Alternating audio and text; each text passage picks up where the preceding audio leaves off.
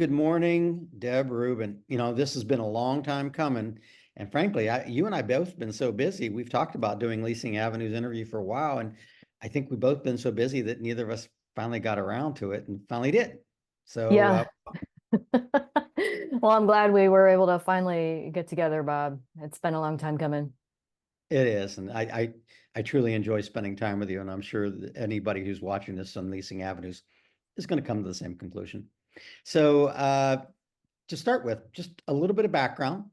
Mhm. Can you give us just a short history? Sure. Have you always been an innovation person, or did you start with another entity? What's a normal progression? Yeah, well, okay. I've always been curious. My dad said I started asking questions at 3 and never stopped. So it's been a long time. So I'm curious, growth-minded, lifelong learner. A mentor of mine once told me you need to always be a student of your business, whatever business that is, and that's stuck with me to this day. So as the founder of Tomorrow Zone, my passion really lies at the intersection of technology and human innovation, and I'm fascinated with future possibilities. So I bring all of that together and everything that I do. I'm really deeply committed to help leaders and teams to think differently about the future, um, and explore what's possible, because that changes the decisions that you make and the actions that you take today. And that thinking has really permeated everything that I've done in my career. I started out in this industry with Wells Fargo equipment finance way back in the day as an application developer. So I had to be a student of the business. I had to learn the business end to end so that I could create automation solutions that they used, mostly in the origination space, but they were integrated with their back office platform. I also was part of the startup of TCF Equipment Finance, and I led innovation initiatives there. And I designed and built the solutions that they ran on for origination for the first 7 years. And at the same time, within the first 2 years, I was looking at, okay, well, where do we need to go?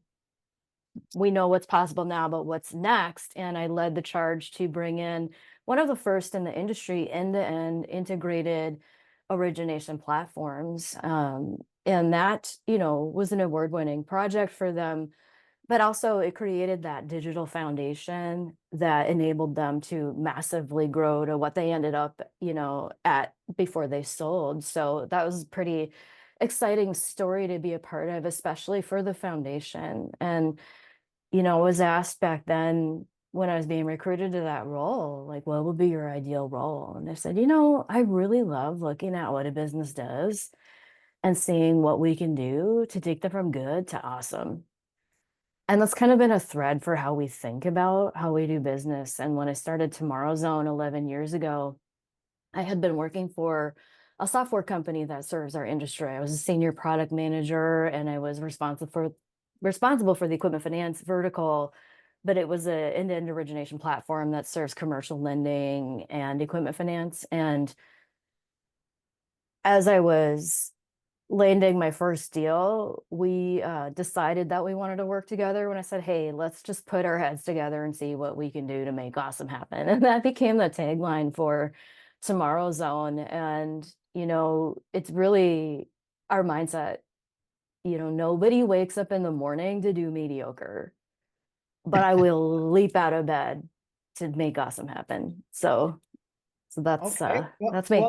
that helps. I mean, Yeah. because the background of being with real big, highly organized, highly structured organizations, and especially regulated institutions like banks, uh, Hmm. to doing what you're doing today, which is, some large banks as well as you're doing independents as well. Yeah. So And that some was very captives helpful. in there as well. Yeah, the captive. So no, thank you, Hmm. thank you so much.